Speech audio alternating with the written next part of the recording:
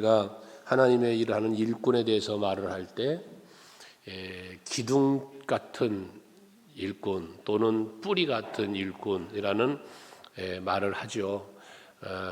오늘 이 시간에 예배하는 여러분, 오늘 제목처럼 정말 기둥 같은 직분자들이 될 수 있기를 바라고 또 뿌리 같은 직분자들이 될 수 있기를 바랍니다. 특별히 오늘 기둥 같은 일꾼에 대해서 한번 생각을 해보자 하는데, 기둥은 건물을 지탱하는 것이죠. 건물을 세우는 데 큰 역할을 감당하는 게 기둥입니다. 우리 장로님들, 권사님들, 집사님들이 정말 우리 교회에 기둥이 되어질 때 교회는 견고하게 세워지고 그리스도의 몸된 교회로서의 역할을 잘 감당하게 될 줄로 믿습니다. 그래서 여러분들이 기둥 같은 일꾼이 되어야 할 텐데, 기둥 같은 일꾼으로서 가져야 할 자세가 뭐냐? 첫째, 기둥은 이동이 없다. 기둥은 움직임이 없어야 돼요. 건물을 리모델링을 해도 벽은 헐었다 부술 수가 있어요. 쌓을 수가 있어요, 새롭게. 그러나 기둥은 건들질 못해요. 이 기둥은 항상 그 자리를 지켜야만 되는 거예요. 그래서 재직들이 기둥 같은 재직이 되려면 여러분들의 자리를 잘 지키는 재직이 돼야 되는 거예요. 내가 있어야 할 자리가 어디며 내가 무엇을 위하여 그 자리에 있어야 하는지를 잘 깨달아 알고 그 직분 사명을 잘 감당할 때 기둥 같은 일꾼이 될 수 있는 것입니다.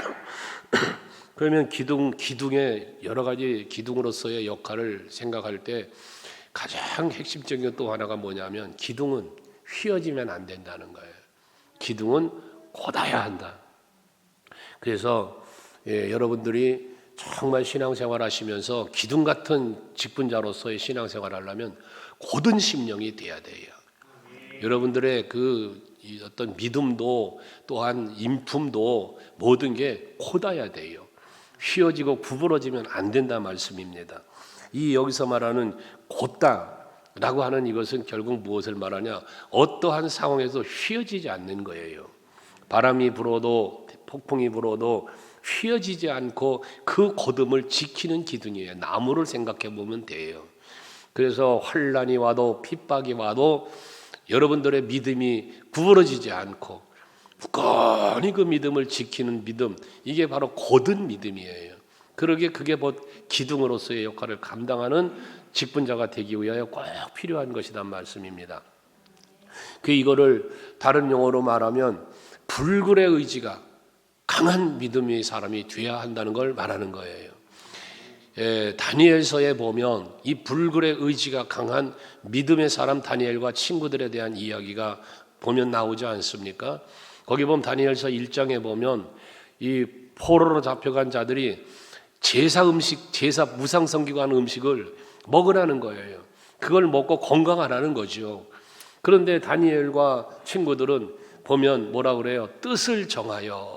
그래서 뜻을 정해서 왕의 음식과 그가 마시는 포도주로 말미암아 자기를 더럽히지 아니하리라. 아니, 왕이 먹는 음식인데 왜 더러워요? 그게 왕이 먹는 음식이면 얼마나 호의호식하겠어요. 왕이 잘 먹겠어요. 그걸 같이 먹으면 얼마나 또 몸에도 건강에도 좋겠어요.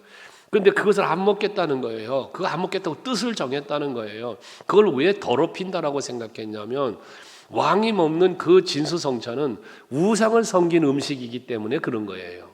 그래서 안 먹겠다는 거예요. 그러면서 황관영한테 그러죠. 우리가 안 먹을게. 그래서 비교해봐라. 비교해봐서 우리가 만약에 이걸 안 먹었기 때문에 최처해지고 약해지고 그렇다면 모를까? 그렇지 않다면 안 먹게 해줘라. 해서 이야기를 하니 황관영이 그렇게 하라고 해가지고 시간이 지난 다음에 보니 얼굴이 더 밝고 환해지는 거예요. 하나님의 은혜로 충만하니까 그런 것이죠. 그래서 그들은 결국 그 왕의 진미를 먹지 않았어요. 그리고 제사를 지내지 않았던 그러한 음식으로만 먹으면서도 저들은 남들이 보기에 전혀 부족해 보고 약해 보이지 않도록 하나님의 은혜 속에 살았던 것을 우리는 볼 수 있지 않았습니까? 여러분들, 정말 이 재직은 세상과 타협하면 안 돼요. 세상 사람들과 세상 일과 그것과 타협하며 신앙생활하면 안 된다고 말입니다. 어떠한 상황에서도 어떤 그 일들 앞에서도 여러분들의 믿음을 굳게 지키면서 정말 하나님의 사람답게 재직답게 직분자답게 사명자답게 믿음 지키며 나아가는 여러분들이 되셔야 한다는 거예요. 그 세 친구들은 금신상을 만들어 놓고 거기 절하라고 하잖아요. 절 안 하면 풀무불에 던져 죽이겠다는 거예요. 그런데도 불구하고 저들은 그 금신상 앞에 절을 하지 않죠. 당신들이 우리를 풀무불 속에 집어넣어도 하나님이 우리를 지켜주실 거다고 그러면서 절 안 하잖아요. 혹여라도 하나님이 우리를 풀무불 속에서 건져주시지 않는다 할지라도 지켜주시지 않는다고 할지라도 그래서 그 말은 그렇게 하지 아니하실지라도 하잖아요. 그럴지라도 우리는 절하지 않겠습니다. 이 불굴의 신앙인 거예요. 신상 앞에 절하지 않겠다. 우리는 하나님을 믿는 사람이다. 결과적으로는 풀무불 속에 던져지죠. 하지만 저들의 믿음대로 하나님이 저들을 지켜주셨지 않습니까? 여러분들도 세상의 권세 앞에 굴복하지 않는 여러분들이 될 수 있어야 되는 거예요. 우린 너무나 쉽게 세상 앞에 굴복을 해요. 세상의 환경 앞에 굴복을 해요. 이건 기둥 같은 일꾼으로서 삶을 살기 힘든 신앙의 모습인 거예요. 다니엘 같은 경우도 다니엘서 6장에 보면 사자굴에 던져지는 상황이잖아요. 기도하면. 그런데도 불구하고 왕이 그 모함을 꾸민 사람들의 말을 듣고 왕이 도장을 찍어서 공포를 했지 않았습니까? 그런데 다니엘서 6장 10절의 말씀에 보면 다니엘이 왕이 이 조서에 도장을 찍은 걸 알고도 그는 가서 자기 집에 가서 창문을 열어놓고 예루살렘을 향하여 기도했다는 거예요. 기도하면 죽인다는데도 불구하고 그는 기도해야 산다는 믿음이 있기 때문에 하나님 앞에 기도했던 것입니다. 우리 재직 여러분, 정말 여러분들은 어떠한 상황 앞에도 굴하지 말고 예배 성공자가 되시기 바라고 어떠한 핑계와 이유를 대지 말고 기도하는 여러분들 될 수 있기를 바랍니다. 하나님의 전에 나와서 예배하고 하나님의 전에 나와서 기도하는 거요 절대 공짜 없어요. 과거에 여러분 어떤 성도 보면은 자기 아내 데려다주고 애들 데려다주고 자긴 그냥 가.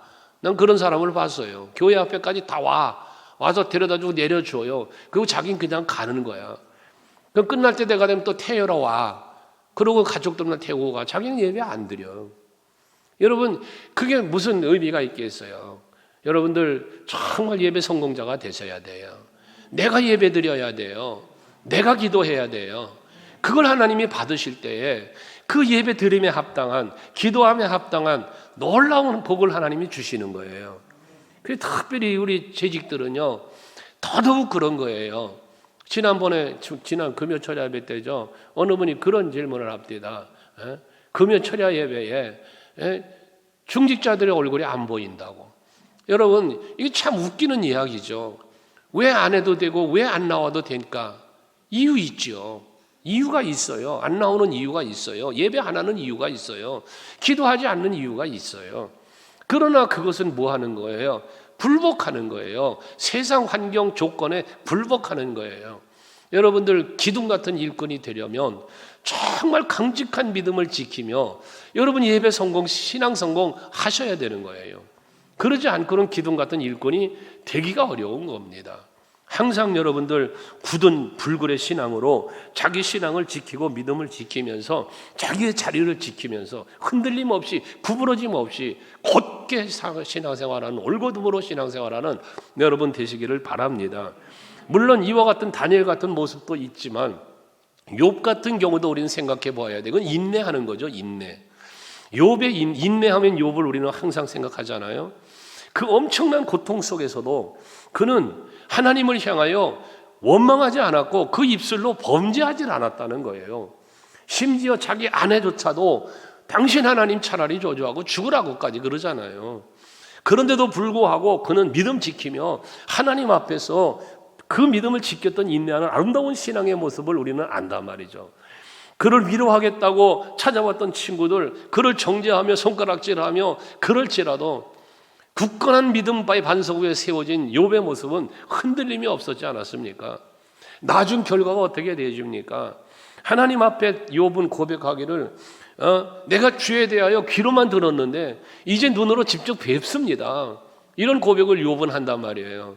더 나아가서 저를 정죄했고 그렇게 와서 핍박했던 친구들요, 하나님께서 저들을 나무라시면서 용서하시는데 어떻게 용서하느냐?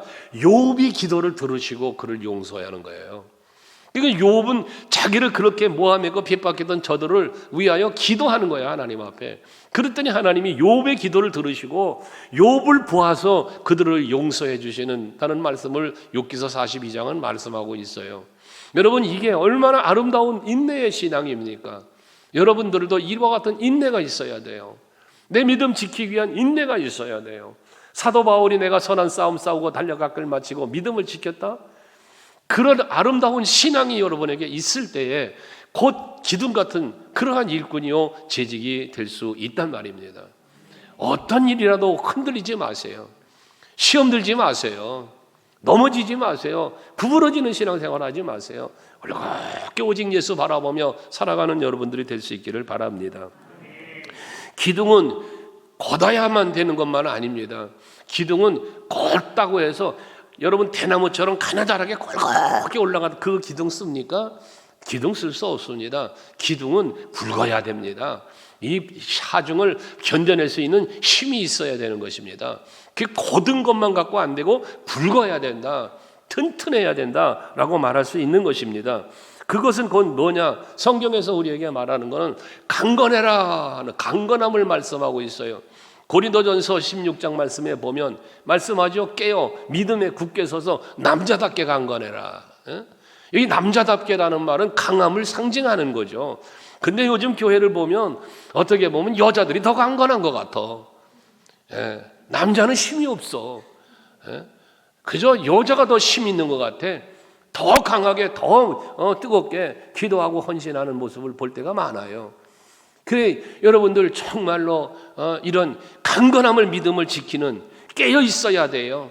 믿음에 굳게 서야 돼요. 남자답게 강건해야 되는 거예요. 이것이 바로 직분자가 가져야 할 믿음의 자세인 겁니다. 오늘 아침 예배 시간에도 그렇고 여러 차례 묵상하는 말씀 중에 하나죠. 고린도전서 15장 58절의 말씀요. 사랑하는 형제들아 견실하며 흔들리지 말며 그랬어요. 견고해서 흔들림이 없어야 되는 거예요. 우린 갈대처럼 기둥이 흔들리면 여러분 이게 기둥의 역할은 안 되는 거예요. 지진이 일어나도 기둥이 단단하게 붙잡고 있으면 그 건물은 무너지지 않습니다. 여러분 우리 재직들은 특별히 중직자들은요 흔들림이 없어야 돼요. 견고해야 되는 것입니다. 누가 뭐래도 어떤 일이 있어도 든든한 모습을 지키면서 신앙생활을 해야 되는 거예요. 그런데 중직자가 이런 새신자들보다 어린 성도들보다도 더 시험에 빠지고 더 흔들리는 믿음 생활을 한다? 이건 그럼 교회가 흔들리는 거예요. 중직자가 흔들리면 교회가 흔들리는 거예요. 제가 우리 장로님들에게 간혹 그런 얘기를 해요. 교회는 당회가 편안하면 교회가 편합니다. 목회자와 장로님들 관계가 좋으면 교회는 절대로 흔들림과 문제가 생기질 않습니다. 여러분 마찬가지입니다. 장로님들뿐만이 아니에요. 권사님들, 안수 집사님들, 중직자들 다 똑같은 거예요. 그 견고한 신앙을 버리지 말고 견고함에 강함과 더불어 견고함을 가지고 있는 신앙, 이게 바로 굵직한 기둥으로서의 역할을 감당하는 것이란 말이죠. 그런 의미에서 생각해보면 이 기둥은 그렇게 굵고 강건하고 견고하니까 힘이 있는 거예요. 버텨내는 힘이 있는 거예요. 여러분들 이 힘은 무슨 힘이겠습니까? 마귀와 싸워 이기는 힘이에요. 세상과 싸워 이기는 힘이에요. 환경과 싸워 이기는 힘이에요. 이게 흔들리지 않는 거예요. 에베소서 6장 10절 이하의 말씀에 보면 하나님의 전신갑주에 대한 말씀을 하지 않습니까? 그 하나님의 전신갑주를 왜 입으라고 바울은 말합니까? 주 안에서 그 힘의 능력으로 강건해지라고 말하면서 하나님의 전신갑주를 말하는데 마귀의 관계를 능히 대적하기 위해서예요. 이 마귀의 관계 이거를 대적하고 물리치고 이기기 위해서 하나님의 전신갑주를 입으라는 것이거든요. 그러니까 이 재직들은요, 여러분 하나님의 전신갑주는 말씀이잖아요. 말씀으로 무장을 해야 돼요. 말씀으로 무장되어 있어야 마귀를 물리칠 수 있는 힘이 생기는 거예요. 그런데 신앙생활하면서 말씀으로 무장되어 있지 않으면 힘이 없어요. 여러분 시험 드는 게 왜 시험 들어요? 말씀으로 무장되어 있지 않기 때문에 그런 거예요. 여러분 왜 환경에 무너져요? 말씀으로 무장되어 있지 않기 때문에 그런 거예요. 항상 여러분 하나님의 말씀으로 무장이 돼야 돼요. 이 말씀으로 무장한다는 건 뭐겠어요? 말씀 읽고 듣고 배우고 여러분 이 말씀을 지켜 행하기에 힘쓰는 이게 말씀으로의 무장입니다. 이게 하나님의 전신갑주를 입은 성도의 삶의 모습인 거예요. 우리 재직들은 그래야 돼요. 1년에 성경 1독 이상 해야 돼요. 재직이라면. 직분을 받은 사람이 1년에 성경 1독도 못하고 넘어간다? 이건 하나님 앞에 부끄러운 거고요. 교회 앞에 부끄러운 거예요. 그러니까 항상 여러분들이 이 말씀의 무장을 위해서 힘쓰는 여러분들이 되셔야 되는 거예요. 장로님들은 장로 직분 받으려면 고시를 치러요. 그 고시에 성경 고시가 있다고요. 성경 공부를 해야 돼요. 안 하면 성경 모르면 고시에 패스 안 돼요. 사실 노예 고시 가서 혼자 가서 알아서 패스하라고 보내놓으면 떨어질 만한 분들도 많아요. 고시 가서 쳐보면. 제가 가가지고 이리 살피고 저리 살피며 합격할 수 있도록 도와주니까 합격이지. 가서 지 실력으로 가서 붙어라 그러면 가서 붙을 사람 몇 명이나 되겠어요, 솔직히. 그러니까 그 떨어지면 또 창피하니까 고시 문제집도 주어가며 요렇게 문제 낼 거니까 요렇게 공부하라고 예제집까지 주어가며. 그런데도 뭐 안 되는 사람도 있어요. 그런데 우리 교회 얘기가 아니고 다른 교회도 보면 안 돼요. 모를 수밖에 없어. 대부분 장로가 나이 먹어서 되니. 나이 먹어 늙어서 머리가 녹슬었는데 이런 게 외워지나? 안 외워지지. 그러니까 안 되고 떨어지는 거예요. 그래서 또 재시험도 치르고 그러는 경우도 봤는데, 그래서 우리 장로님들은 대단한 거예요. 가서 한 번에 다 합격한 거 보면. 어쨌건 여러분 성경을 모르면 그렇잖아요, 여러분. 예를 들어서 어떤 성도가 뭘 물어보는데 성경에 대한 답을 줄 수가 없어. 이건 중직자로서의 모습이 아니잖아요. 그러니까 여러분들이 어려서부터 디모데는 성경을 알았다고 그랬는데 우리 청년들도부터 물론 니들을 열심히 잘해. 이다면 여자 장로 나올 수도 있어. 지금 우리 교단만 안 하지. 장로 교단 지금 우리 교단하고 고신층만 안 하지. 다 장로, 여자 장로 있고 여자 목사도 나오고 그러는 세상이 돼버렸어요 지금은. 근데 하여튼 성경으로 잘 무장하고 해야 되는 거예요. 집사님도 성경 공부 잘해야 돼요. 나중에 혹시나 또 후보가 되네 가서 시험 가서 뚝 떨어지면 얼마나 망신이요. 그러니까 열심히 공부하셔야 됩니다. 그리고 또 이 견고하다는 것은 고린도후서 5장 18절에 한번 보시면 여러분 이거 한번 읽어봐요. 같이 한번 읽어보세요. 고린도후서 5장 18절인데요. 읽어요. 시작.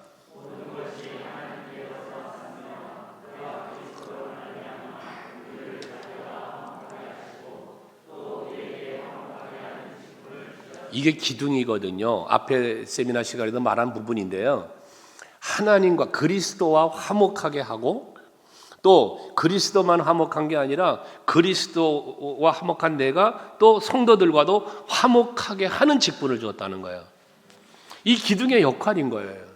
기둥은 이 기둥 홀로의 역할이 아니야. 이 기둥은 건물 자체를 벽과 천정과 땅과 이 모든 것을 연결시켜주는 지탱하는 게 기둥이에요. 기둥. 그러니까 이 재직들은요, 예수와 나와 예수와 교회와 예수와 성도와 서로 연결고리적 역할을 해야 된다는 거예요. 이걸 화목해 하는 직분이라 그렇게 말한 거예요. 근데 기둥이 틀어져 버려봐. 기둥이 그리스도의 관계가 틀어졌어. 기둥이 성도와의 관계가 틀어졌어. 여러분 그럼 기둥으로서 역할을 못하는 거예요. 기둥은 예수와 단단히 붙어 있어야 돼요. 기둥은 교회의 중직자로서의 자리를 굳건하게 지키며 성도들을 잘 붙잡아줘야 되는 역할을 하는 거예요. 그래서 정말 여러분 우리 이 직분자들이 교회 안에 성도들을 두루 살피면서 자꾸 붙잡아주는 일을 해야 돼요. 붙잡아주는 일을. 그런데 반대로 성도들이 이 중직자들 때문에 시험 들고 자빠지고 이러면 안 되잖아요. 우리 이번에 임직받는 분들 참 정신 차리고 참 모범이 되는 신앙생활을 하면서 이 임직을 받을 수 있기를 바랍니다. 그리고 기둥은 말씀한 것처럼 튼튼해야 되는데, 이 튼튼하다는 것은 결국 뭘 말하냐면 확신이에요. 확신, 믿음의 확신. 이게 있는 그리스도인이 돼야 되는 거예요. 사도행전 20장 32절 한번 보시면 또, 자 읽어볼까요? 또 여러분, 자 시작. 지금 내가 여러분을 주와 및 그 은혜의 말씀에 부탁하노니 그 말씀이 여러분을 능히 든든히 세우사 거룩하게 하심을 입은 모든 자 가운데 기업이 있게 우리가 든든하게 세워진다는 건 말씀에 세워지는 거거든요. 앞에서 말한 것처럼 하나님의 말씀이 마귀와 싸워 이기는 힘이 되는 것처럼요, 내가 믿음이 말씀의 뿌리를 내려야 돼요. 말씀의 뿌리를. 그래야 견고한 거예요. 흔들리지 않는 거예요. 그게 하나님의 말씀이 나의 믿음을, 내 신앙을 든든하게 세워준다잖아요. 든든하게. 그러니까 여러분들 항상 하나님의 말씀 좀 제발 읽고 듣고 배우는 여러분들 되시자는 겁니다. 제가 이번에 성경 공부반을 하려다가 해보니까 맨날 그 사람만 해. 그래서 이 주일 오후 예배를 앞으로는 이 강의 안 하고 이제 여러분들 성경 공부한다 생각하고 좀 가르치는 이 시간을 오후 주일 예배를 하려고 그러는 거예요. 앞으로는 이제 내가 좀 실력을 키워야 되는데 아직 이런 거 하는 실력이 좀 약해 아직까지. 이것도 좀 이제 배워서 좀 하려고 그러고, 안 되겠으면 칠판 펴야 쓰겠고 해서라도 주일 오후 예배 및 수요 예배는 이제는 강해보다는 뭔가 신앙생활에 어떻게 우리가 믿음을 지키며 신앙생활을 해야 될지를 가르치는 쪽으로 좀 해야 되겠다, 그런 생각을 하고 있습니다. 그러니까 성경 공부하고 뭔가 신앙생활 잘해보고 싶은 마음의 열정이 있다면 수요 예배, 금요철야 주일 오후 예배에 열심히 참석해 보십시다. 그러면 서로 배우면서 신앙생활 멋지게 할 수 있지 않겠습니까? 그것이 말씀의 안에 신앙을 튼튼히 세워져가는 그러한 요소가 된다는 거예요. 뿐만 아니라 우리가 기둥으로서 곧고 튼튼한 그런 기둥의 역할을 하려면 담력이 있어야 돼요. 앞에 그 불굴의 의지를 다니엘과 친구들을 얘기했지만 이런 담대한 담력이 있어야 되는데, 디모데전서 3장 13절에 보면 이 직분자에 대한 이야기를 하고 있잖아요. 또 읽어볼까요? 집사의 직분을 잘한 자들은 아름다운 지위와 그리스도 예수 안에 있는 믿음에 큰 담력을 얻느니라. 여기 집사의 직분을 뭐해? 잘한 자, 잘한 자. 이 잘했다는 건 뭐 하는 거예요? 그 직분을 잘 감당한 사람을 말하는 거예요. 직분을 잘 감당하는 사람은 아름다운 지위, 아름다운 지위. 여러분, 사실 그리스도인의 교회에서의 직분은 계급이 아니죠. 계급이 아니라고 그랬잖아요. 이거는 직위예요. 직분이에요. 직분. 직급이 아니에요. 그러니까 우리들은 내게 주어진 사명을 잘 감당하는 것이 결국은 아름다운 직분자가 되는 거예요. 그러면서 우리를 그 믿음에 큰 담력을 얻는다 그랬어요. 여러분들이 정말 직분 잘 감당해서 하나님 앞에서 칭찬받는 여러분들 될 수 있기를 바랍니다.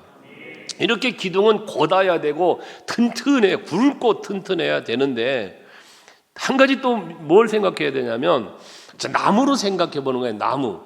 나무가 곱게 자라고 굵게 자라니까 기둥감이 됐단 말이에요. 이게 기둥감이 됐어. 그러면 여러분, 이 성전에 와서 기둥이 되려면 어떻게 해야 되겠어요? 이 나무가 산에서 굵고 곧은 나무가 그대로 산 속에 있으면 기둥이 될 수 없잖아요. 이것이 성전의 기둥이 되려면 어떻게 해야 돼? 잘라줘야 돼. 톱질로 나무를 베어서 베어질 때 기둥의 자리로 올 수 있는 거지. 그 튼튼한 나무가, 올곧은 나무가 산속에 그냥 나무로만 심겨져 있다면 그건 기둥감이지만 기둥으로 쓰임받는 건 아니다 그 말이에요. 그러니까 여러분들이 이게 뭐냐, 베어져야 한다는 것은 우리가 세상에서 끊어져야 된다는 거예요. 우리가 세상과는 단절되어져야 되는 거예요. 그래야 그리스도 안에서, 교회 안에서, 성전에서 기둥의 역할을 감당하는 직분자가 될 수 있다는 것입니다. 그럼 세상과 끊는다는 건 결국 무엇을 의미합니까? 세상 향락, 세상 즐거움을 끊는 거예요. 세상에서 추구하는 그 즐거움을 끊어버리는 거예요. 갈라디아서 2장 20절에 바울의 고백이 있잖아요. 내가 그리스도와 함께 십자가에 못 박혔나니. 그는 그리스도와 함께 죽었단 말이에요. 그 그러니까 죽었기 때문에 그는 바울이라는 이 사역자로, 이 복음 전도자로, 사도로서 부름을 받는 자로 쓰임 받을 수 있었단 말이죠. 여러분, 세상의 즐거움 다 버려야 됩니다. 이 직분자가 돼가지고도 아직도 세상 쾌락을 버리지 못하고 세상 양락을 버리지 못해서, 중직자가 됐는데, 직분자가 됐는데도 술이나 마시고 담배나 피고, 여러분 세상 오락이나 빠져가지고 가서 오락이나 하고 앉아있고, 여러분 그럼 쓰겠어요? 핸드폰 들고 오락이나 하고 앉아있고, 이게 되겠냐 그런 말이에요. 중직자가 되었으면 적어도 그런 것들을 끊어버리고 기도와 말씀으로 무장할 수 있는 여러분들이 돼야 된다는 거예요. 세상 향락, 세상 즐거움 끊어버려야 된다. 주에서보다 더 귀한 것은 없네, 찬송 가사처럼. 세상 즐거움 다 버리고 세상 자랑 다 버렸네. 그렇게 주님과 동행하는 삶을 사는 사람, 그렇게 되는 게, 그게 세상과 끊어져야 성전에 오는 거예요. 세상과 단절돼야 성전에서 삶이 사라지는 거예요. 기둥이 된다고 말이에요. 또 우리가 끊어야 될 건 뭐 당연하지요. 욕심과 죄죠. 욕심과 죄. 야고보서 1장 15절에 보면 욕심이 잉태한 즉 죄를 낳고 죄가 장성한 즉 사망을 낳는다 그랬습니다. 여러분, 내 마음속에 찾아오는 욕심, 이거 욕심을 제어하지 못하면, 몇 주 전에 절제에 대한 말씀을 여러분과 나눈 바 있는데요, 내가 내 마음에 찾아오는 욕심을 버리지 못하면요, 이 욕심 때문에 죄를 범해요. 욕심이 죄를 범하게 만드는 거예요. 가장 여러분들의 마음을 뺏는 물질의 욕심, 재물의 욕심, 이 물질과 재물의 욕심 눈어두어지기 시작하면요, 이게 영이 병들어요. 이게 죽게 되는 거예요. 죄를 범하면서 여러분의 영이 죽어가는 거예요. 세상의 쾌락, 정욕, 모든 욕심 다 마찬가지예요. 욕심이 잉태, 처음부터 큰 욕심이 생기는 거예요. 바늘도둑이 소도둑 된다잖아요. 작은 것부터 내가 마음이 살살살살살살 뺏기다 보면 이것 때문에 내가 큰 죄를 범하는 거예요. 바늘도둑이 소도둑이 되는 거예요. 왜 그렇게 되느냐 하면 죄에 무감각하기 때문에 그러는 거예요. 처음에는 요만한 죄만 해도 마음이 긴장되고 이러면 안 되지, 이러다가 나중에 시간이 흐르면 이게 아주 마땅히 당연히 해도 괜찮은 양 돼버리는 거예요. 이게 죄가 그렇게 돼버리는 거예요. 죄에 무감각한 자가 돼버린다고 말이에요. 이걸 끊어버리지 못하면 기둥으로서의 삶을 살 수 없게 되는 거예요. 직분을 부여받았어도 그런 걸 끊지 못하면 하나님 앞에 온전한 기둥으로 쓰임받을 수 없다는 이야기를 하는 거예요. 그러니 여러분, 내가 끊어야 할 건, 버려야 할 건 끊어야 돼요. 버릴 수 있어야 되는 거예요. 이걸 죄에 대한 회개로 여러분에게 여러 차례 말씀을 드리지 않습니까? 근데 그걸 못하면 다시 말하지만 무감각해진다니까요. 내가 죄를 범하면서도 내가 죄를 범한다는 사실을 생각을 못해. 느끼지 못하는 거예요. 죄를 죄로 여기질 않는 거예요. 부끄러워하지 않는 거예요. 이건 여러분 마지막 시대에 오면 영적인 무감각의 시대라고 그랬잖아요. 이 마귀한테 완전히 잡혀서 지금 내가 죄인인 걸 몰라. 깨닫지를 못해. 깨달은다 할지라도 그냥 흘려버리고 회개를 안 하는 거예요. 기둥이 안 되는 거예요. 기둥인 것 같지만 기둥이 아닌 거예요. 그리고 자기 부인, 이 얘기는 뭐 수없이 하는데 마태복음 16장 24절에 예수께서 베드로 주는 그리스도시요 고백할 때 죽지 마세요, 주님 죽으면 안 돼요, 막 그럴 때 사탄아 뒤로 물러가라 하시고는 한 말씀 아닙니까? 예수께서 말씀하시기를 누구든지 자기를 부인하고 자기가 지어야 할 십자가를 지고 나를 따라와야 된다는 거예요. 그러지 않으면 내게 합당한 자가 아니라는 거예요. 기둥으로서 살려면 자기 부인. 그런데 우리는 어떻게 돼요? 자기 부인을 안 하는 거예요. 내가 누군데? 내가 자꾸 내가 나를 부인하지 않는 거예요. 내 자아를 죽이지 않는 거예요. 그러면서 자꾸 나를 드러내는 거예요. 나를 드러내, 자꾸 나를. 이건 기둥이 될 수 없는 조건이에요. 그렇게 나를 드러내려면 세상에서 나가서 드러내야지. 직장 가서 드러내야지. 앞 시간에 얘기했잖아요. 교회는요, 주식회사가 아니에요. 여러분이 주주가 돼서 뭐 주주 행사하는 그런 교회는 그런 데가 아니란 말이에요. 장로님들은 무슨 이사회, 운영 이사회 합니까? 재직들이 무슨 주주 총회 합니까? 교회는 그런 거 아니라고 그랬잖아요.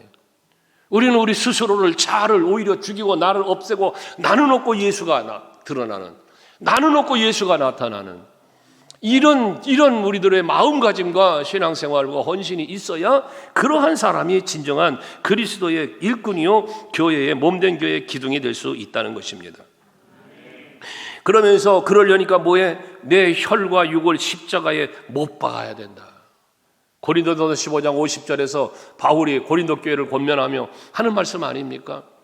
형제들아 내가 이것을 말하노니 혈과 육은 하나님 나라를 이어받을 수 없고, 혈과 육으로 하나님의 나라를 이어받을 수 없고 또 썩는 것은 썩지 아니하는 것을 유업으로 받지 못하느니라. 썩는 게 뭐예요? 육신이에요. 우리가 하나님의 나라를 유업으로 받고 주님 앞에 설 수 있는 것은 썩어지는 것으로가 아니에요. 혈과 육으로가 아니에요. 우리는 오직 예수로. 오늘 아침에 우리가 은혜 나오는 것처럼 십자가의 은혜로예요. 그러므로 우리는 혈과 육은 십자가에 못 박고 오직 예수로 거듭난 그런 우리가 될 때 진정한 성전의 기둥으로서의 역할을 감당하는 직분자의 자리에 설 수 있고 감당할 수 있는 것입니다. 그러니까 여러분 혈과 육은 뭐에? 죽여야 되는 거예요. 그리고 이처럼 기둥이 베어져서 성전에 온다면 그냥 베어진 채로 오는 게 아니잖아요. 베어지면 그 다음 뭐 해야 돼? 다듬어져야 돼요. 가지도 잘라야 되고 껍질도 벗겨야 되고 이 다듬어지는 과정이 있어야 된다는 거예요. 그 다듬어져야만 기둥의 자리에 설 수 있는 거란 말이죠. 그럼 뭘 다듬냐? 가지를 다듬는다. 여기서 가지를 다듬는다는 건 가지는 뭡니까? 기둥이 있으면 기둥에 붙어는 있지만 이 사방팔방으로 뻗어나가 있는 걸 말하는 거잖아요. 이거 잘라버려야 된다는 거예요. 이 가지를 잘라버리는 건 이 가지를 뭘로 우리는 해석하냐면 세상의 염려, 세상의 쾌락 이런 것들로 해석을 하는 거예요. 지방향으로 향하여 있는 거 이걸 다 잘라버린다는 앞에서 말하는 것처럼. 그래서 예수님 씨 뿌리는 자의 비유를 하잖아. 마태복음 13장에서 씨 뿌리는 비유를 하는데 그 씨 뿌리는 비유 중에 가시떨기, 길가밭에 돌짝밭에 가시밭에 떨어져 있는 이걸 말하는데 가시밭에 떨어져 있는 이 씨 뿌림에 대해서 뭐라고 말씀하고 있냐면 세상의 염려와 재물의 유혹에 말씀이 막혀 결실하지 못하는 자요 그래. 그러니까 세상의 염려와 재물의 유혹 이런 걸 잘라버려야 된다는 거예요. 오직 예수께만 붙어서 예수님이 가고자 하고 예수님이 향하는 것만 바라보면서 따라가는 우리들이 되어야 하는 거예요. 이 잘라버려야 할 것 잘라버리는 이런 다듬어지는 이런 여러분들이 되어야 된다는 거예요. 그 보석에 대한 이야기도 저번에 했잖아요. 보석이 땅에서 캐어지면 그냥 캐가지고 바로 이 반지가 되고 목걸이가 되는 게 아니라고 그랬잖아요. 캐면 불에다가 단련해가지고 재련해가지고 거기서 불순물을 제거하고 순금만 만들어내서 그 다음에는 또 이 깎고 다듬어서 커팅한다고 그러죠. 그렇게 다듬어서 마지막 어떤 그 장신구에 갖다 세팅을 할 때 그 재가치가 나오는 거라고 그런 것처럼 이 다듬어지는 과정이 필요하다는 거지. 여러분들 재직이 되려면 다듬어져야 돼요.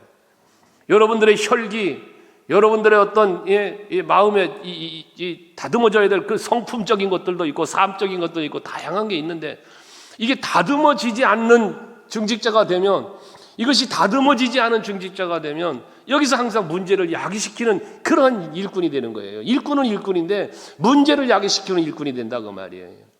여러분 소재에 대한 이야기도 했잖아요. 곡식을 가지고 고운 가루로 해서 하나님 앞에 제물을 드리는 소재의 제물을 말했잖아요. 고운 가루가 돼야 한다고. 곡식 알갱이가 부서져서 고운 가루가 되지 않고 쪼가리가 남으면요, 이 쪼가리는 항상 상처만 주는 쪼가리가 되는 거예요. 완전히 고운 가루가 되지 않으면 자기의 모양새가 그냥 남아있는 각진 모양이 돼가지고 깨지려면 완전히 깨지든지 차라리 안 깨지든지 그냥 하나도 안 깨지면 동글동글한 모습으로 상처나 안 주지. 이게 설깨져 놓으니까 깨어진 각진 것으로 상처만 주는 거예요. 아픔만 주는 거예요. 목회자를 아프게 하고 성도를 아프게 하고 그러면서 신앙생활을 하는 거예요. 이 기둥으로서 감당할 수 있는 직분자가 못 되는 거예요. 그러니까 여러분 자아를 완전히 다듬어야 돼요. 소재의 제물에서는 고운 가루가 되는 것처럼 아름답게 다듬어질 때 기둥으로서의 역할을 감당할 수 있게 되어진다는 것이죠.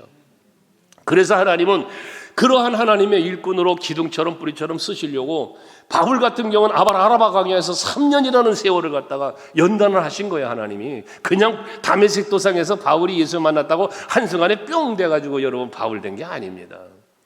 아라바 광야에 3년이라는 세월을 보내고 그 다음에 베드로를 만나서 그리고 사역을 시작하기를 한 거예요. 모세 같은 경우는 여러분 미디안 광야로 나아가서 40년 목동으로서의 삶을 살면서 그를 단련하시고 만들어서 이 이스라엘의 이끄는 지도자를 하나님이 삼으신 거 아닙니까? 이것처럼 여러분 우리도 경건한 능력을 갖추는, 그래서 하나님의 일꾼으로 세움 있고 쓰임받게 합당한 모습으로 다듬어져야 된다. 디모데후서 3장 5절을 한번 읽어볼게요. 같이 한번 읽어봅시다. 시작. 경건의 모양은 있으나 경건의 능력은 부인하니 이 같은 자들에게서 내가 덜하사라. 경건의 모양은 있는데 경건한 능력은 없다. 여러분 이게 무슨 의미인지 아시잖아요. 교회에 나와서 뭔가 거룩해 보여, 경건한 것 같아, 믿음이 있어 보여. 그런데 그 능력이 없다는 건 뭡니까? 온전하게 그렇게 아름다운 신앙인으로의 모습으로 살지 못하는 걸 말하는 거예요. 이런 자에게서 떠나가라 그러니 이런 사람이 어떻게 기둥이 될 수 있겠어요? 우리 서강교회 재직들은 경건의 모양만 있는 게 아니라 경건의 능력이 있는 우리 직분자들이 되기를 바랍니다. 그것이 기둥이에요. 그게. 그러면 우리 교회는요 든든히 세워져 가는 거예요. 기둥이 하나보단 둘이 낫잖아요. 넷보다는 다섯이 난 거잖아요. 우리 교회 이번에도 직분자 세우다 보니까 전교인 안수집사와 전교인 권사가 되는 거 아니냐고 누가 그럽니다. 그러면 어때요? 올바른 권사가 되고 올바른 안수집사가 되기만 하면 다 그렇게 된다면 뭐가 문제가 되겠어요? 문제는 임직을 받고도 임직을 받은 직분자답지 못하게 사니까 문제가 되는 거지. 여러분 임직을 받으시면 직분자답게 살자 그 말이야. 그러면 교회는 든든해지는 거예요.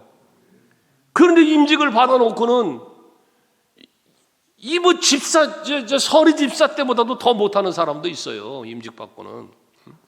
그건 아니지 않습니까? 서리 집사였다가 안수 집사가 됐으면 서리 집사 때보다는 더 예배도 열심히 내고 헌신도 열심히 내고 봉사와 헌신도 해야 될 거 아니겠어요? 권사님들도 마찬가지고요. 우리 교회 지금 권사님들 숫자와 안수 집사님들, 장로님들 이 숫자가 여러분 예배 열정 다 내보시오. 우리 교회 얼마나 할렐루야 부흥되었어요. 그런데 지금 임직받은 중직자들조차도 예배에 온전치 못하잖아요. 헌신하지 못하지 않습니까?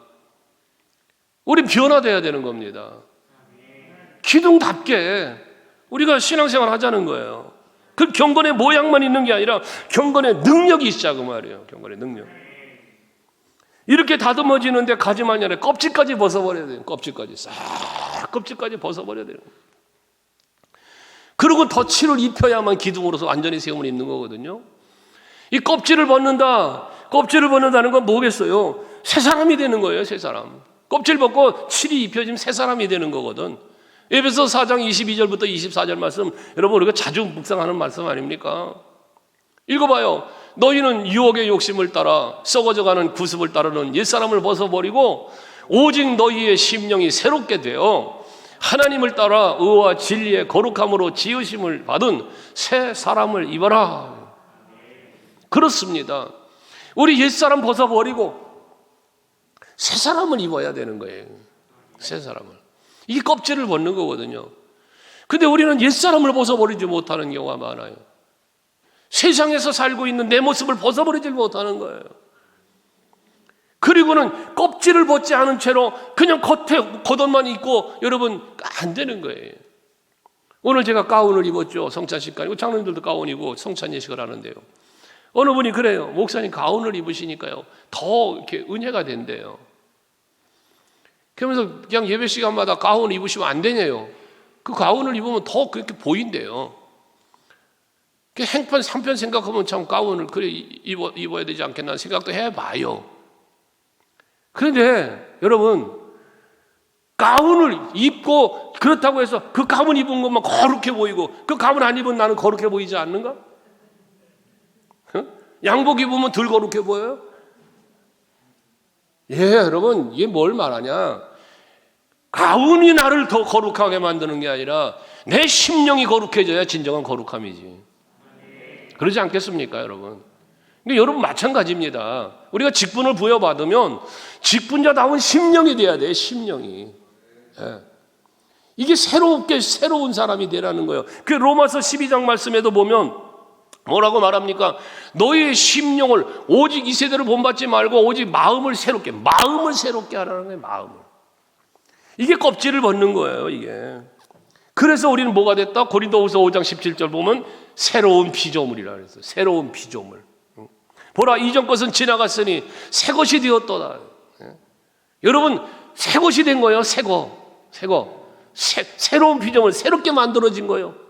새롭게. 저 죽은 자를 살려내가지고 다듬어서 아름답게 만들어서 지금 안수집사 만들고 여러분 권사 만들고 이렇게 새로운 피조물로 새로운 것으로 만들어 놓는 거예요. 하나님이. 그러니 그러한 마음 갖고 나는 새 것이야. 나는 새롭게 된 피조물이야. 새로운 직분자야. 난 새로운 기둥으로 지금 우리 서원교회 세움을 받는 거야. 이러한 마음이 여러분에게 있어야 된다는 것이죠. 아멘 되시나요? 그래서 그렇게 껍질을 다 벗긴 다음에는 이제 아름답게 색도 칠하고 막 이게 지금도 얼마나 이뻐요. 이거 원래 시멘트 기둥 아닙니까? 이게 여기는 지금. 이게 나무라고 생각해 보세요. 나무 껍질 벗긴 모습 그대로가 아니라 거기다 색을 입히고 아름답게 만드는 거예요. 아름답게. 그러니까 기둥은 아름다운 모습이 보여야 되는 거예요. 흉측한 모습이 보이면 안 되는 거예요. 우리 직분자들요, 아름다움이 보여야 돼. 아름다움이. 하나님이 보시기에 합당하고 아름다움이 있어야 하고 교회에서 성도들이 보기에 합당하고 아름다움이 있어야 되는 거예요. 이거 다른 말로 말하면 직분자다운, 중직자다운 모습이 있어야 됨을 말씀하는 거죠. 그러면은 우리가 뭐 해야 되느냐? 늘 말하지만 마음이 아름다워야 돼. 여러분의 마음이 아름다운 마음이 돼야 돼. 우리 찬양 중에 아름다운 마음들이 모여서 그러죠. 아름다운 마음의 공동체가 이루어져야 돼, 우리 교회는. 여러분 마음이 아름다워야 돼. 흉측스러운 마음 갖지 말고, 흉악스러운 마음 품지 말고, 아름다운 마음. 그 아름다운 마음을 성경은 여러 가지로 말하고 있는데요. 물론 예수님을 닮는 마음이라고 빌립보서 2장은 말하는데, 갈라디아서 5장 10절을 한번 볼게요, 여러분. 갈라디아서 5장 10절. 자, 한번 읽어볼까요? 시작. 나는 너희가 아무 다른 마음을 품지 아니할 줄을 주 안에서 확신하노라. 그러나 너희를 요동하게 하는 자는 누구든지 심판을 받으리라 그랬어요. 여기 다른 마음을 품지 않을 줄을 확신한다. 여러분 마음이 아름다운 사람이 여기 다른 마음 품지 말아라. 다른 마음. 지난주에 모범적인 일꾼을 우리 빌립보서에서 말씀할 때도요, 우리가 생각한 것처럼 같은 마음을, 같은 뜻을 품어야 된다고 그랬죠? 이 재직들이 다른 마음을 품으면 안 돼. 다른 마음. 여기서 말하는 다른 마음이 뭐예요? 예수의 마음이 아닌 다른 마음이요. 목사가 생각하는 마음과 여러분의 마음이 같아야 돼. 예수님 마음과 내 마음이 같아야지 다른 마음을 품으면 안 된다고 말이에요. 그런 기둥이 될 수 없다는 거예요. 또 아까도 우리가 로마서 12장 2절 있죠. 읽었지만은 우리의 심령이, 우리의 마음이 새로워져야 돼요. 이게 아름다운 마음이에요. 이게 내 심령이, 내 마음이 새로워져야 돼요. 새로워져요. 그리고 베드로전서 5장 5절 한번 읽어봐요. 이거는 뭐 늘 설교 시간에 제가 자주 말하는 얘기잖아요. 시작. 젊은 자들아, 이와 같이 장로들에게 순종하고 다 서로 겸손으로 허리를 동여라. 하나님은 교만한 자를 대적하시되 겸손한 자들에게는 은혜를 주시느니라. 여러분, 겸손한 마음, 이게 아름다운 마음이에요. 겸손한 마음이. 네? 교만한 마음은 더러운 마음이에요. 하나님이 가장 싫어하는 거라고 그랬잖아요. 오죽하면 하나님이 대적한다고 그랬어. 물리친다고 그랬을까. 그러니까 우리 재직들은 겸손한 마음을 가지셔야 돼요. 직분을 부여받은 교만해지면 안 되는 거예요. 에헴하려고 하면 안 돼요. 내가 안수집사인데, 내가 권사인데, 그러지 말아요. 우리 이제 권사님들도 우리 이제 이렇게 권사님들이 오래 되신 분들이 대부분 봉사가 다 그분들에 의해서 이루어지는데 한번 가만히 생각을 해봤어. 이 나이 먹고 오랫동안 봉사하고 헌신하는 우리 권사님들 말이요. 한번 손 딱 떼고 그냥 저 뒤에서 도와주고 이러고 젊은 권사님들 좀 일하게 만들어 보면 어떨까 하는 생각도 해봤어. 이럴 땐 젊은 권사들이 아멘을 해야 되는데 그렇다고 이경희 권사가 늙은 권사는 얘기는 아니고 이게 묵은 닭이 뺑아리를 쫀다고 이게 자칫 잘못하면은 그냥 오래 해왔던 사람들이 그게 매여가지고 그냥 잘못하면 젊은 것들 막 쪼아대고 이래버리면 젊은이들은 더 일 못하게 돼. 그렇게 세대가 어떻게 교회가 갈 거예요? 이제 세대 흐름을 우리가 한번 바꿔봐야 될 때도 된 거 아니겠어요? 젊은이들이 좀 봉사하자고. 젊은이들이 이번에 안수 집사 권사 세워지는 분들 이 젊은 피를 가지고 한번 주의 일 좀 해보자고 말이에요. 그 앞장서 일하시던 분들 늙었다고 생각하면 뭐 내려놔야 되겠지만 아직까지 난 안 늙었다고 생각하면 열심히 일해야 되지만 어쨌든 그래도 좀 젊은 세대들이 일할 수 있도록 자꾸 이렇게 만들어가는 거 이게 우리 교회의 미래를 깨워가는 거 아니겠습니까? 이게 필요해요. 이게.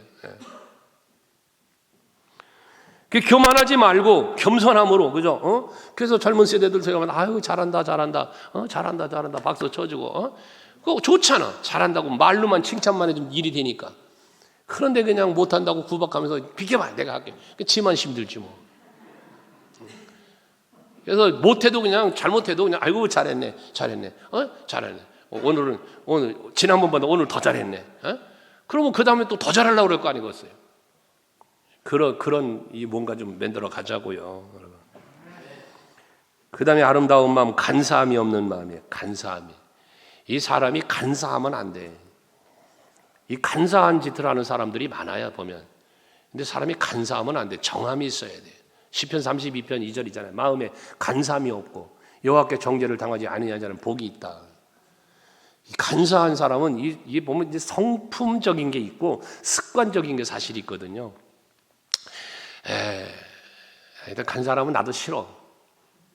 간사한 사람들이 있거든 보면. 여기 와서 막 요만하고 저기 가서 또 막 요만하고 요런 이 간사함이거든 그게요.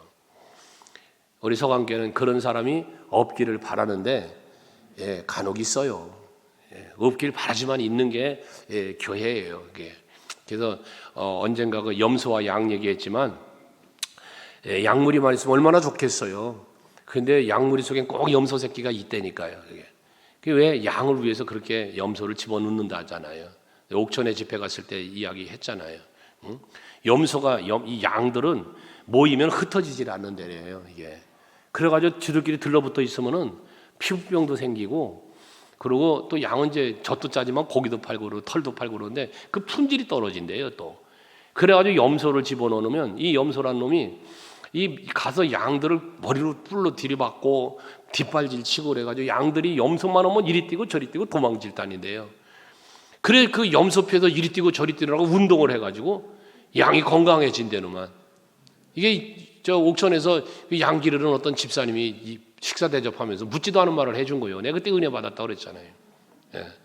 그래서 교회 안에는 하나님이 염소 같은 일꾼도 집어넣는구나.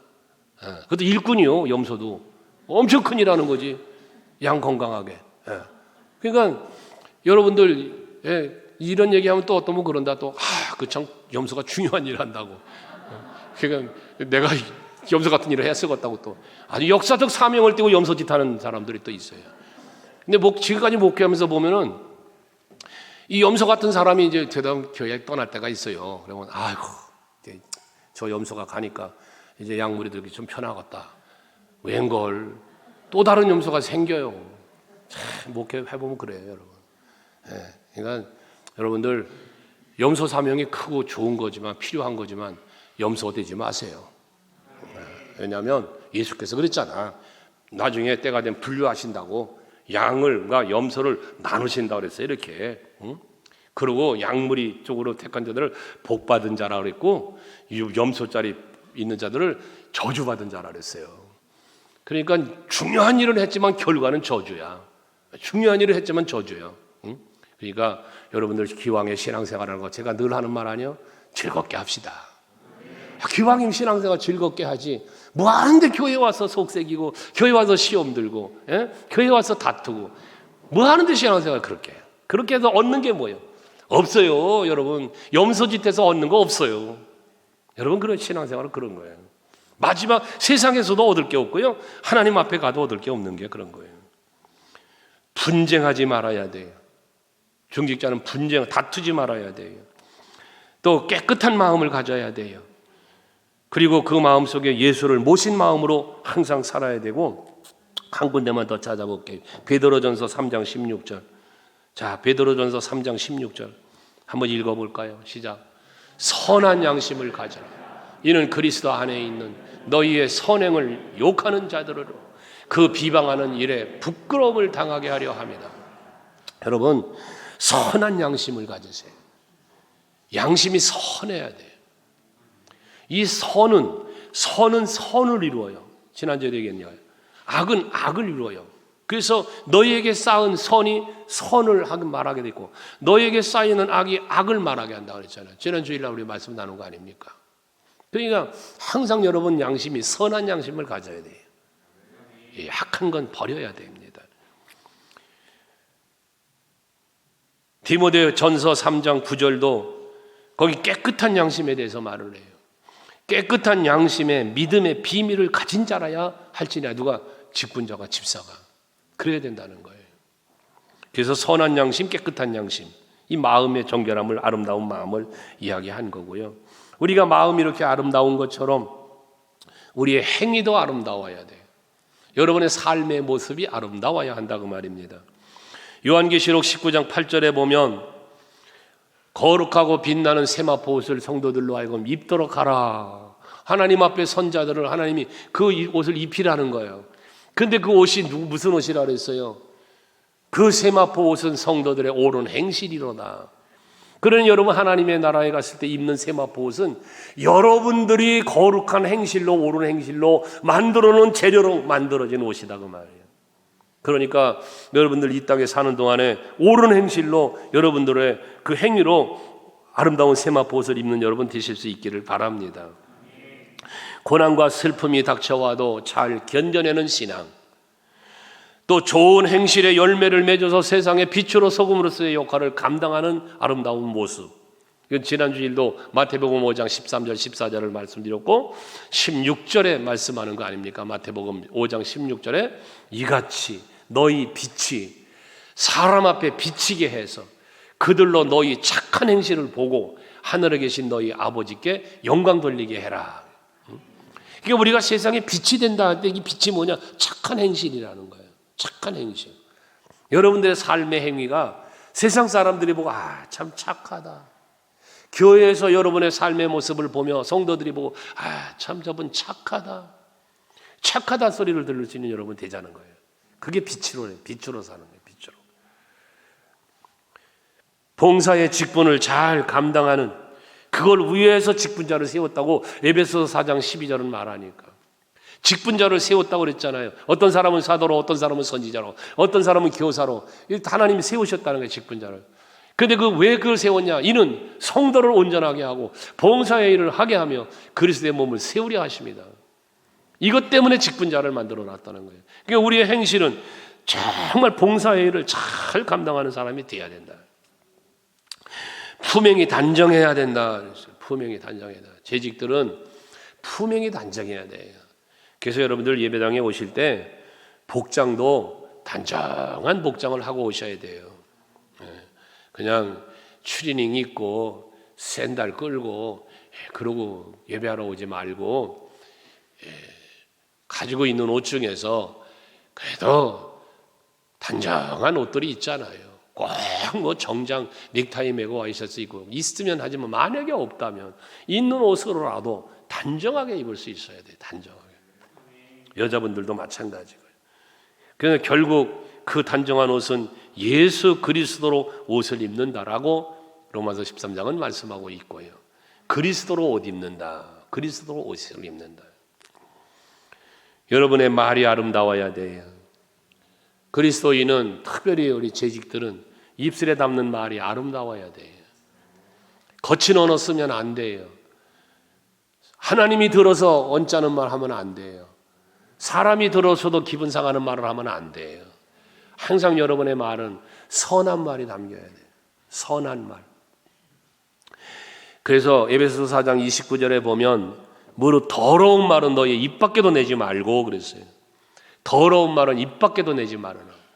오직 덕을 세우는 데 소용되는 대로 선한 말을 하여 듣는 자들에게 은혜를 끼치게 해라.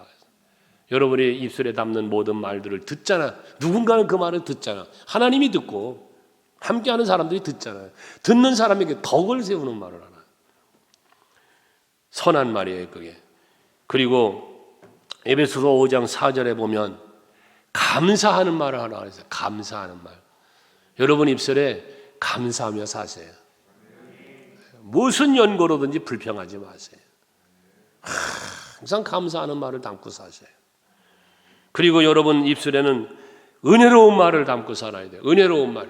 골로새서 4장 6절에 보면 너희 말을 항상 은혜 가운데서 소금으로 맛을 낸 같이 하라.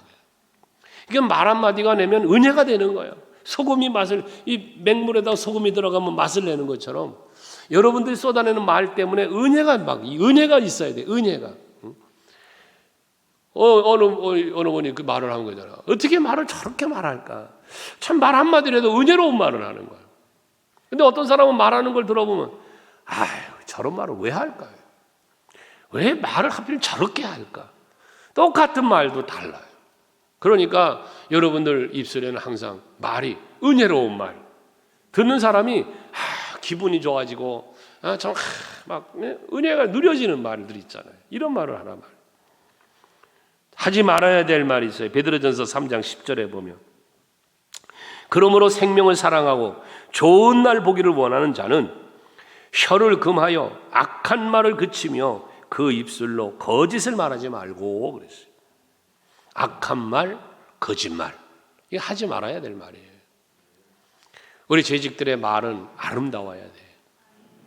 그래서 해서는 안 될 말은 하지 말고 해서 유익한 말은 하고 그래서 말과 행동과 마음의 생각이 아름다워질 때 재직으로서의 기둥으로서의 역할을 감당하는 그러한 재직이 될 수 있다 그 말씀입니다. 말씀 맺습니다. 기둥의 역할을 감당하는 재직이 됩시다. 그러려면 견고하고 올곧은 불굴의 의지적 신앙과 그리고 다듬어지고 또 변하기 새로워진 그런 아름다운 모습으로 가꾸어진 그러한 기둥이 돼서 우리 교회에 정말 든든한 기둥들이 아름다운 기둥들이 많이 세워지는 그러한 이번 임직식이 되기 원하고 또 평소에 우리 교회의 아름다운 신앙의 삶이 헌신자의 삶이 이루어지는 우리 교회가 될 수 있도록 모범이 되는 그런 우리 재직 모두가 되시기를 바랍니다.